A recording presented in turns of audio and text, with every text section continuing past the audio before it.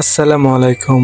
Hello viewers, আজকে আমরা আসছি খুলনা বিভাগের বাগেরহাট জেলায় অবস্থিত একটি ঐতিহাসিক মসজিদ। এটি হচ্ছে ৬০ গম্বুজ মসজিদ অথবা ৬০ গম্বুজ মসজিদ নামে পরিচিত। এটি বাংলার সুলতানি আমলের ১৩৫২ থেকে ১৩৭৬ বাংলাদেশের বৃহত্তর মসজিদ। এটি সুন্দরবনের গভর্নর খান জাহান আলী দ্বারা নির্মিত হয়েছিল। এটি সমগ্র দক্ষিণ এশিয়ার সবচেয়ে চিত্তাকর্ষক মুসলিম স্মৃতিস্তম্ভগুলির মধ্যে একটি হিসেবে বর্ণনা করা হয়েছে। এটি বাগেরহাটের প্রধান শহর থেকে প্রায় ৪.৮ কিলোমিটার অর্থাৎ ৩ মাইল দূরে অবস্থিত। যদিও মসজিদের নাম ৬০ গম্বুজ, কিন্তু এর গম্বুজের সংখ্যা আসলে ৭৭টি। মিনারের ৪টি গম্বুজ যুক্ত করলে এর মোট গম্বুজের সংখ্যা দাঁড়ায় ৮১টি। সুলতান নাসিরউদ্দিন মাহমুদ শাহের আমলে খান আজম উলুঘ খান জাহান সুন্দরবনের কোল ঘেঁষে খলিফাবাদ রাজ্যে গড়ে তোলেন।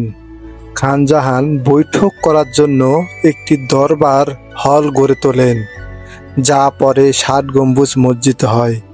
এই মসজিদটি বহু বছর ধরে ও বহু অর্থ খরচ করে নির্মাণ করা হয়েছিল।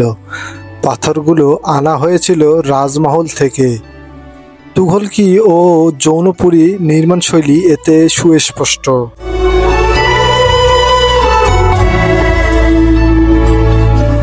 মসজিদটি উত্তর দক্ষিণে বাইরের দিকে প্রায় ১৬০ ফুট ও ভেতরের দিকে প্রায় ১৪৩ ফুট লম্বা এবং পূর্ব পশ্চিমে বাইরের দিকে প্রায় ১০৪ ফুট ও ভেতরের দিকে প্রায় ৮৮ ফুট চওড়া।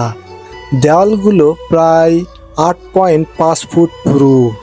কালের বিবর্তনে লোকমুখে ৬০ গম্বুজ বলতে বলতে ৬০ গম্বুজ নামকরণ করা হয়ে যায়।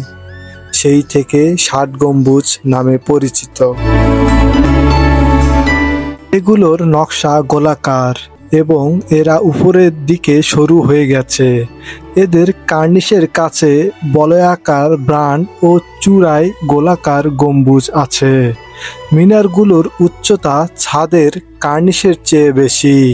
সামনের দুটি মিনারে পেঁচানো সিঁড়ি আছে এবং এখান থেকে আজান দেওয়ার ব্যবস্থা ছিল।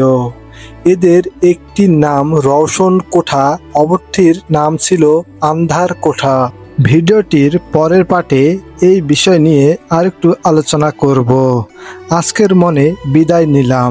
ভিডিওটি ভালো লাগলে লাইক, কমেন্ট, শেয়ার করবেন। ধন্যবাদ।